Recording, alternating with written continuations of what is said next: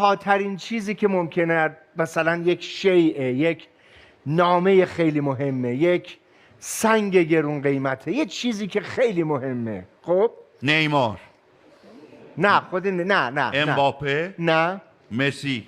نه آدم نه، آدم اصلا مثل نه. یه پیک اشرف حکیمی. خودت رو رسوندی از کیلومترها مسافت رو طی کردی، فرسنگ‌ها را اومدی، خودت رو رسوندی به دوستانت و اون شعر رو داری میدی و بعدش قراره که جان به جان آفرین تسلیم کنی.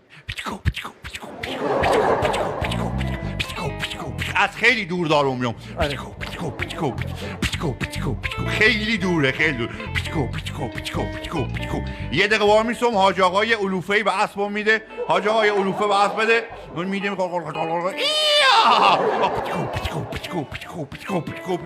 از اسب میپره پایین. اکبر اکبر اکبر بیا برو.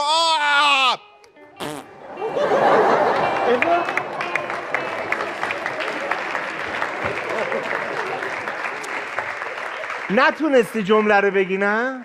چون مسیر خیلی طولانی بود فقط تا سر اکبرش تونستم.